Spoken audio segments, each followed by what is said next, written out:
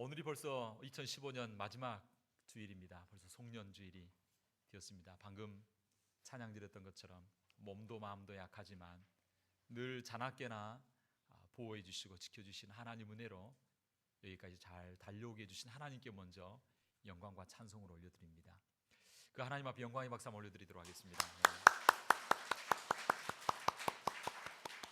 너무나 하나님 앞에 감사하고 또 그동안 힘들고 어려운 수많은 과정이 있었지만 그러나 지금까지 잘 살아와준 또 지금까지 잘 달려와준 우리 사랑하는 지체들을 위해서 한번 격려했으면 좋겠습니다. 주의 이름으로 축복합니다. 서로 인사 한번 나누도록 하겠습니다. 또 한번 인사 나누겠습니다. 지금까지 잘 달려오셨습니다. 잘 달려오셨습니다. 정말 하나님 앞에 영광 올려드립니다. 이 시간 예배드리면서 먼저 우리 가슴에 손을 얹고 하나님 앞에 한번 고백하도록 하겠습니다. 하나님은 나를 사랑하십니다. 하나님은 나를 치유하십니다. 하나님은 나를 축복하십니다. 오늘도 예배드리면서 이러한 주님의 놀라운 마음이 증거되고 전달되어지는 역사가 있게 되기를 주의 이름으로 축복합니다. 오늘 본문의 말씀은 특별히 이스라엘 백성들이 지난 40년 동안의 광야 생활을 마치고 이제 가나안 땅을 목전에 두고 요단 강변에서 모세를 통하여 이스라엘 백성들에게 주신 말씀입니다. 지난 40년 광야를 뒤돌아봤을 때 이스라엘 백성들 가운데 특별히 바람잘 날 없는 하루하루 순간순간이었습니다. 하루 이틀도 아니고 40년 동안 광야에서 그 모래바람이는 그곳에서 텐트를 치고 장막을 치고 살아간다라고 하는 것은 보통 힘겹고 어려운 일이 아닙니다. 뭐 하루 이틀 텐트 치고 사는 거야 괜찮지만 40년을 텐트 치고 광야에서 살아간다라고 하는 것은 참 쉬운 일이 아닙니다.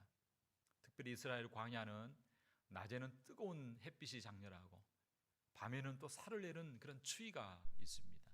그 광야 모래바닥에 때로는 정갈과 뱀이 나타나기도 하고 그리고 텐트 치고 잠을 자다 보면 저 멀리서는 맹수들의 울음소리가 들려오는 그러한 광야였습니다. 그것만이 아닙니다. 더 크고 무서운 것은 뭐냐면 주위에 적들이 항상 호시탐탐 기회를 노리고 이렇게 이스라엘을 치려고 하는 그러한 대적들이 있었던 광야였습니다. 그보다 더 큰 것은 광야에는 물이 없고 먹을 것이 없기 때문에 참 믿음이 없이는 도저히 살아갈 수 없는 삶이 광야였습니다. 한번 생각해 보시기 바랍니다. 200만이 넘는 이스라엘 백성들이 광야 땅을 살아가는데 물 한 방울 나지 않고 풀 한 폭이 잘 자라지 않는 광야인데 하나님께서 공급해 주시지만 믿음이 없이는 아마 속이 터져서 근심 걱정 때문에 아마 병들어 죽었을 것 같습니다. 그런데 그 모든 광야 기간 동안을 잘 견뎌내고 잘 이겨내고 오늘 40년 만에 오늘 그 가나안 땅 지경 앞에 지금 잘 도착했다라고 하는 것입니다. 사랑하는 성도 여러분, 우리들의 지난날 한 해를 뒤돌아볼 때 혹시 이스라엘 백성들과 같지는 않았습니까? 지난 1년의 삶이 혹시 광야는 아니었습니까? 혹시 모진 여러 가지 시련과 여러 가지 어려움이 여러분의 삶 가운데 닥쳐오지는 않았습니까? 뜻하지 않은 여러 가지 질병과 고통 때문에 참 힘을 잃고 어떻게 해야 되나 막막한 지난 1년의 삶은 아니었습니까? 그러나 감사한 것은 그런 여러 가지 힘들고 어려운 시련들과 어려움이 있었음에도 불구하고 지금 여기까지 잘 달려왔다라고 하는 것입니다. 수많은 위기가 있었습니다. 질병도 있었습니다.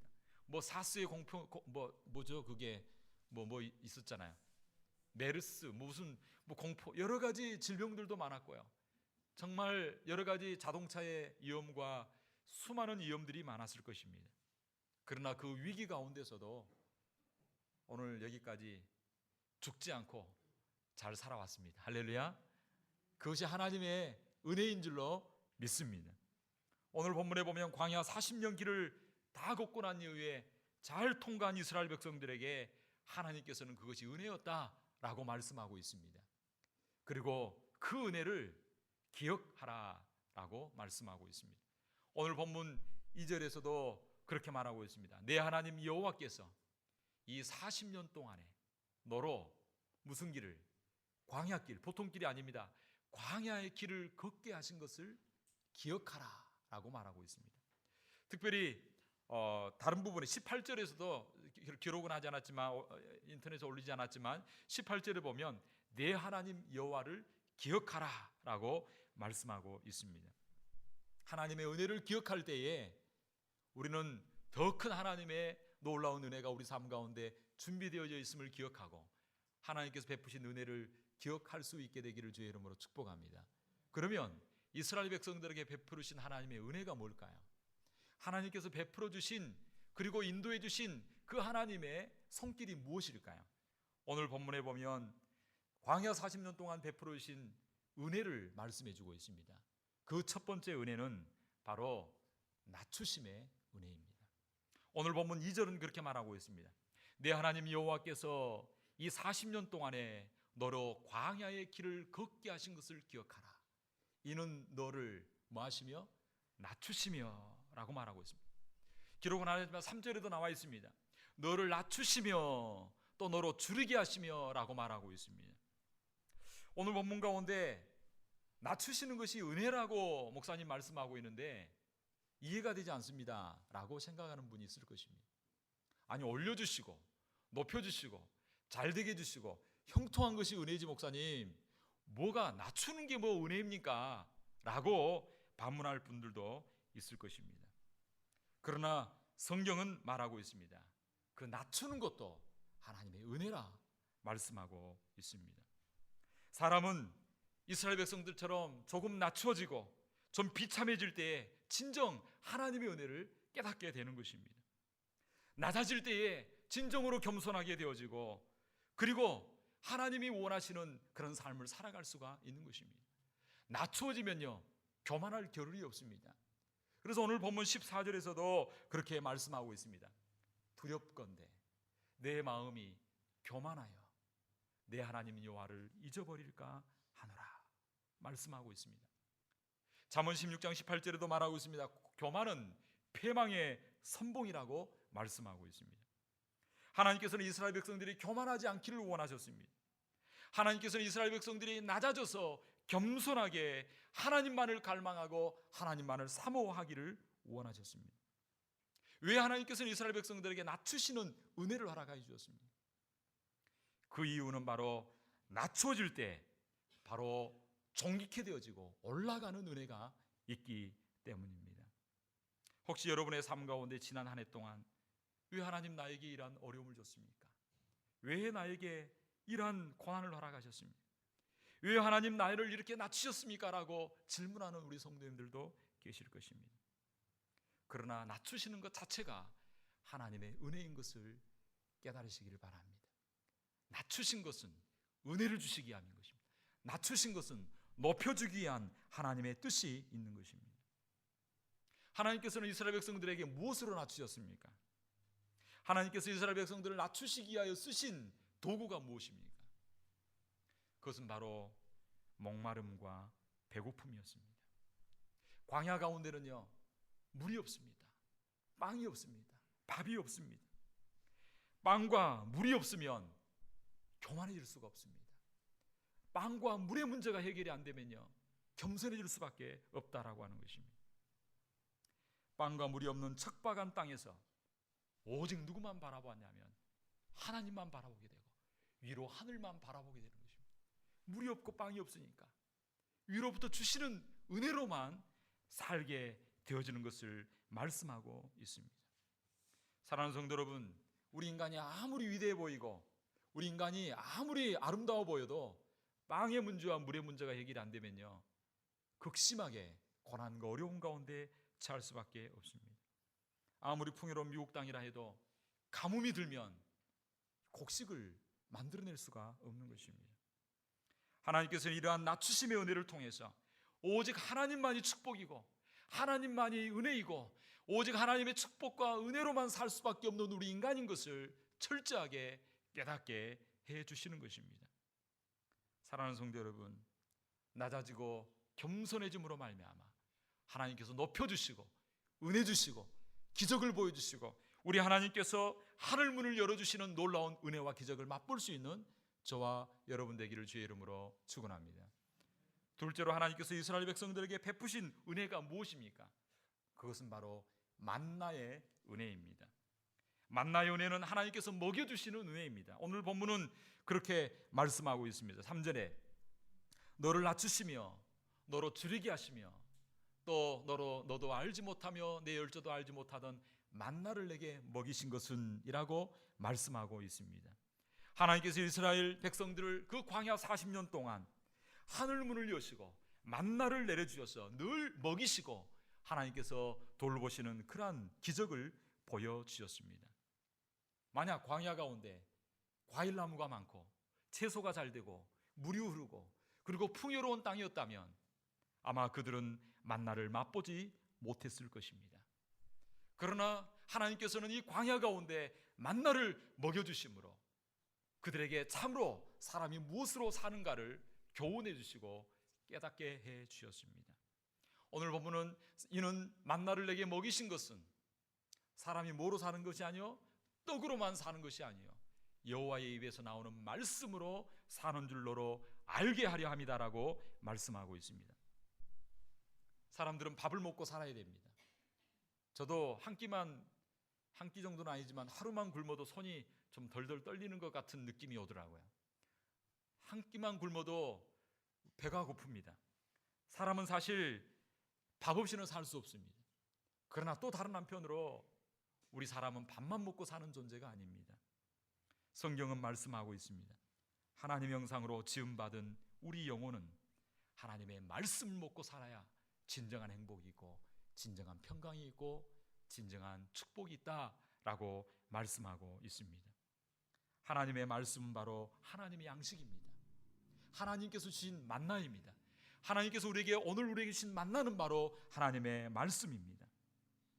그런데 이 양식을 먹으려면 먼저 어디에 있어야 되냐면 광야에 있어야 됩니다.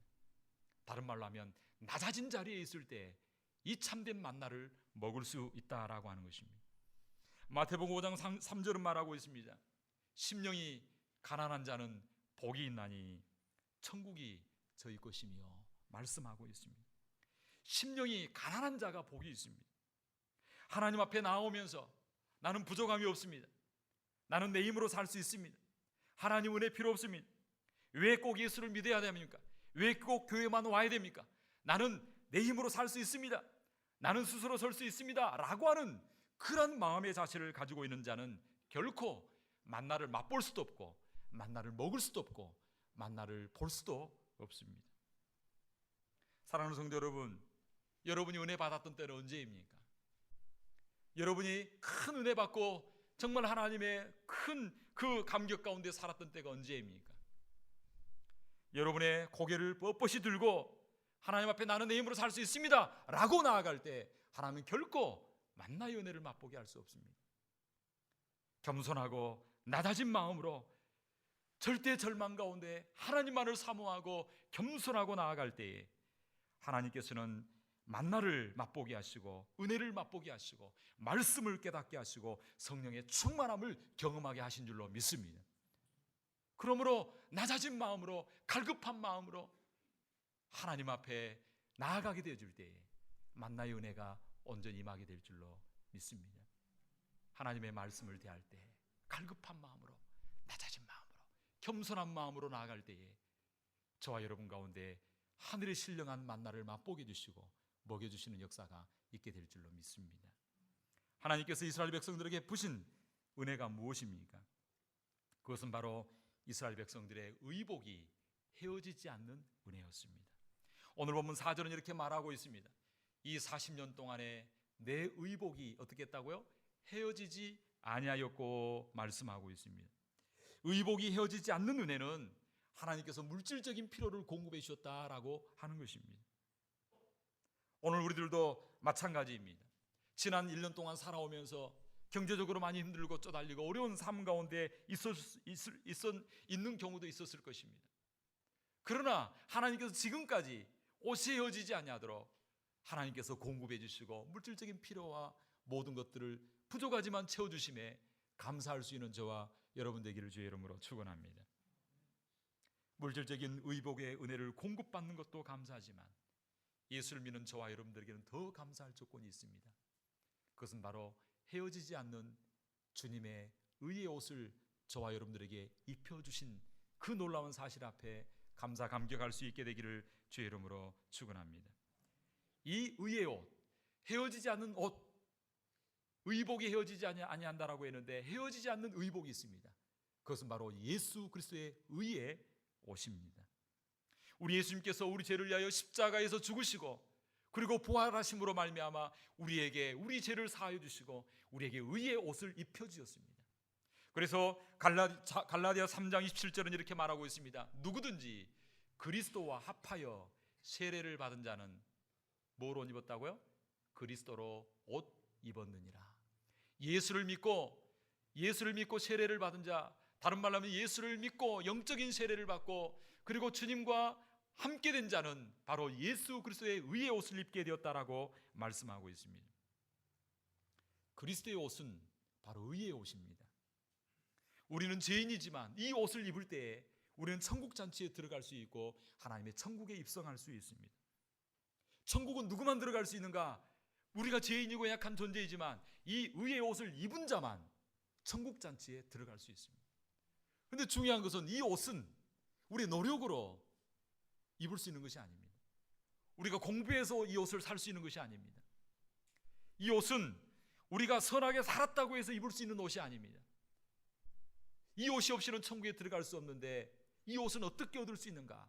바로 예수 그리스도를 믿음으로, 예수님이 나의 죄를 위하여 죽으시고 부활하셨음을 믿음으로, 그 믿을 때에 우리 주님께서 저와 여러분들에게 그리스도의 옷을, 의의 옷을 입혀 주신 줄로 믿습니다. 그런데 이 옷은 결코 중간에 벗겨지거나 이 옷이 닳거나 헤어지지 아니한다 말씀하고 있습니다. 그리스도로 옷 입는 저와 여러분 되기를 주의 이름으로 축복합니다. 이러한 은혜를 주셨다는 것입니다. 그리고 하나님께서 이스라엘 백성들에게 베푸신 은혜가 무엇입니까? 그것은 바로 우리의 발이 부릅지 않게 해주셨다라고 말씀하고 있습니다. 사랑하는 성도 여러분, 우리가 먼 거리를 걷다 보면 발이 물집이 생기거나 부릅트는 것을 볼 수 있습니다. 특별히 군대에서 장거리 행군을 할 때 보면 워카가 발에 꽉 끼기 때문에 먼 길을 행군하다 보면 막 발이 물집이 생기고 그렇게 되는 것을 볼 수 있습니다. 그런데 이스라엘 백성들이 40년 동안 광야길을 걸었습니다. 그런데 우리 하나님께서 이스라엘 백성들의 발이 부릅지 아니하도록, 그 발이 물집이 생기지 아니하도록, 부르트지 아니하도록 하나님께서 보호해 주셨다 말씀하고 있습니다. 이것은 무엇을 말씀하고 있습니까? 하나님께서 이스라엘 백성들의 건강을 지금까지 지켜주심으로 죽지 않고 살게 해주셨다라고 말씀하고 있습니다. 하나님께서 얼마나 세심하고 우리 하나님께서 얼마나 자상하신 분이신지, 머리끝 발끝까지 우리를 돌볼 부분도 많지만 그러나 발바닥까지도 살피시고 돌보시는 분이 바로 우리 하나님이신 줄로 믿습니다. 여러분의 세밀한 생각과 마음까지도, 건강 모든 부분까지도 우리 하나님께서는 관심을 가지시고 지금까지 지키시고 역사해 주셨기에 우리가 죽지 않고 살고 여기까지 오게 된 줄로 믿습니다.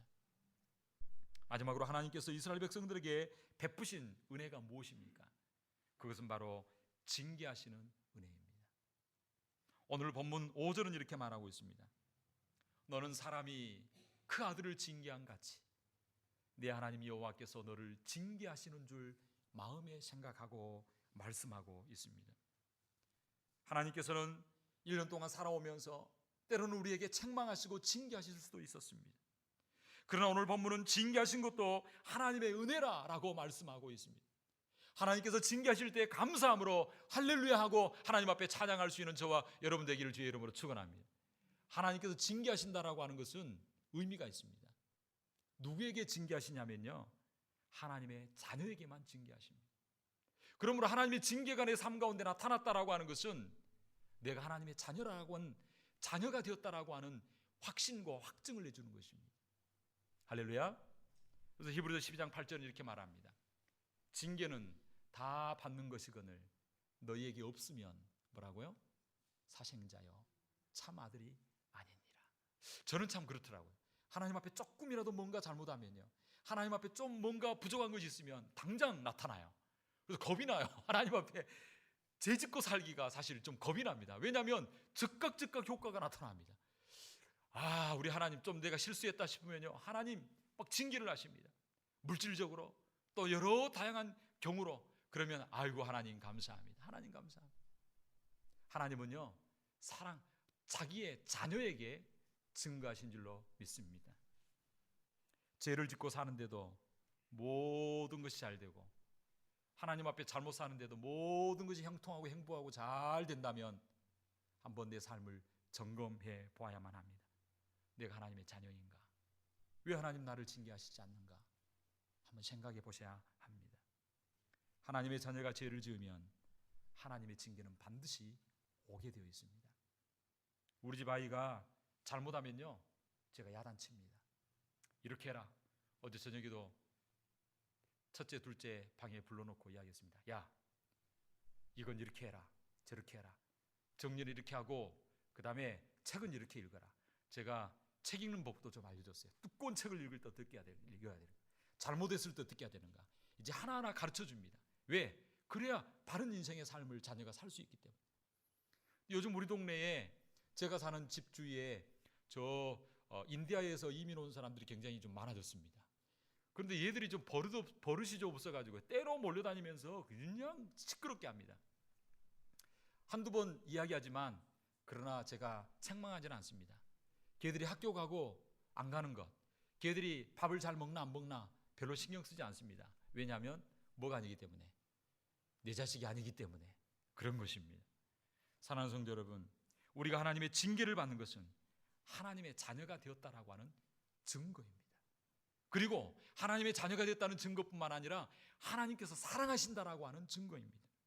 히브리서 12장 6절은 이렇게 말하고 있습니다. 주께서 그 사랑하시는 자를 뭐 하신다고요? 징계하시고 그의 받으시는 아들마다 채찍질 하심이니라 말씀하고 있습니다. 하나님께서는 사랑하시는 자를 징계하십니다. 왜 징계하십니까? 그 자녀가 잘 되도록, 거룩한 삶을 살도록. 히브리서 12장 10절은 말합니다. 오직 하나님은 우리의 유익을 위하여 그의 거룩하게 하심에 참여하게 하심이니라. 우리의 유익을 위하여 징계합니다. 우리의 유익을 위하여 채찍을 드십니다. 그리고 거룩한 삶을 살도록 하나님께서는 말씀하고 계시는 것입니다. 사랑하는 성도 여러분, 혹시 하나님께서 나를 왜 이렇게 징계하시는가? 왜 나를 낮추시는가? 왜 나에게 이처럼 어려움을 주시는가? 혹시 염려하는 분이 계십니까? 하나님께서 높이시고 은혜 주시려고 하는 하나님의 뜻이 있음을 믿고 감사할 수 있게 되기를 주의 이름으로 축복합니다. 하나님께서 이처럼 5가지 놀라운 은혜를 주신 이유가 무엇입니까? 왜 이런 은혜를 주십니까? 이 모든 은혜를 주신 이유가 무엇입니까? 그것은 오늘 본문 6절에 이렇게 말하고 있습니다. 내 하나님 여호와의 명령을 지켜 그 도를 행하며 그를 경외할지니라. 이런 놀라운 은혜를 주신 것은 오직 하나님의 말씀대로 살고 하나님만을 경외하고 그를 섬기도록 하기 위하여 이러한 은혜를 주셨고 광야의 은혜를 주었다라고 말씀하고 있습니다. 어떤 일이 있더라도 하나님의 말씀을 떠나 좌로나 우로나 치우치지 않는 저와 여러분 되기를 주의 이름으로 축원합니다. 하나님만을 섬길 수 있게 되기를 주의 이름으로 축원합니다. 하나님만을 섬기고 하나님 명령을 지킬 수 있을 그런 삶을 살도록. 그리고 또한 하나님께서 오늘 본문에서는 이렇게 말하고 있습니다.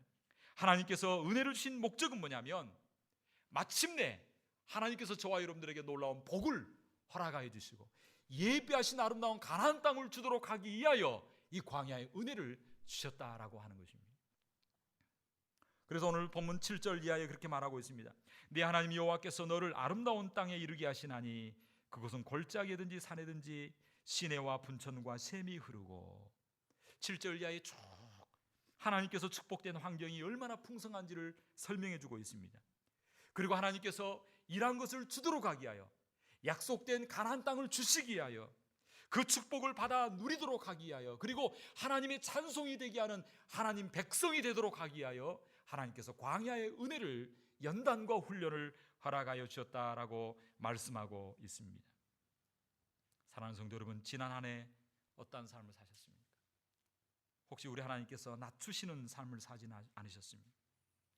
광야와 같은 그런 어려움을 만나지는 않으셨습니까? 그러나 하나님께서는 이러한 광야와 이러한 은혜를 통하여 천국에 들어가는 천국 백성으로, 그리고 하나님 자녀로 합당한 삶을 살고 약속의 땅을 취하고 하나님 앞에 영광 올려드리기 위한 하나님의 거룩한 뜻과 목적과 계획이 있다라고 하는 사실을 기억하시기를 주의 이름으로 축원합니다. 오늘 본문 신명기 8장 16절은 이렇게 말하고 있습니다. 다 같이 한번 읽겠습니다. 내 열조도 알지 못하던 만나를 광야에서 내게 먹이셨나니 이는 다 너를 낮추시며 너를 시험하사 마침내 내게 복을 주려 하심이었느니라. 하나님께서 마침내 우리에게 복을 주시려 함이 하나님의 뜻입니다. 하나님의 목적입니다. 우리 하나님은요, 애매히 우리가 고난당하기를 원하시지 않습니다. 하나님의 뜻은 우리에게 마침내 복을 주시려 함이었습니다. 이것을 위하여 때로는 하나님 우리를 낮추시고 시험하시고 훈련하시고 그리고 준비된 그릇으로 만드는 것입니다. 그래서 하나님의 복을, 하나님의 영광을 드러내는 백성다운 삶을 살게 하기 위함이다 말씀하고 있습니다. 사랑하는 성도 여러분, 한 해를 지나오면서 우리의 지난 날의 삶을 한번 뒤돌아보시기 바랍니다. 때로는 낮추시기도 하셨고 때로는 징계하시기도 하셨고, 그러나 그럼에도 불구하고 만나로 먹여주시고 옷이 헤어지지 아니하게 하시고 발이 부릅지 아니하도록 모든 피로들을 채워주셨음을 기억하시기 바랍니다. 그러나 여전히 찬바람이는 광야일 수 있습니다. 그 광야 가운데 그것만 바라보지 마시고 낙심하지 마시고 비관하지 마시고 좌절하지 마시기 바랍니다.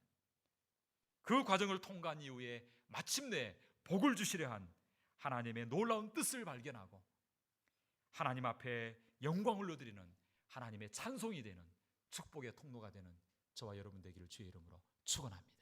이 시간 한번 기도하기로 합니다. 기도할 때 하나님, 지난 한 해 동안 인도해 주심에 감사합니다. 옷이 헤어지지 않게 해주심에 감사합니다. 발이 부릅지 않게 해주심에 감사합니다. 만나를 먹여주심에 감사합니다. 하나님, 때로는 낮추시는 은혜도 허락해 주심에 감사합니다. 때로는 징계해 주시는 은혜에도 감사합니다. 어떤 환경에서든지 주님을 바라보게 하여 주시고 주의 말씀 따라 살아가는 저희들 되게 하셔서 마침내 하나님께서 주시고자 하는 놀라운 축복을 받아 누리고 하나님의 찬송이 되는 우리의 삶이 되게 하여 주옵소서. 이 시간 한 해를 뒤돌아보며 감사하며 하나님, 광야 가운데 잘 인내하고 주님 말씀대로 잘 따라 살아가는 저희들 되게 하여 주옵소서. 이 시간 다 같이 감사함으로 하나님 앞에 고백함으로 하나님 앞에 믿음으로 간구하고 기도하며 나아가기로 합니다. 기도하겠습니다.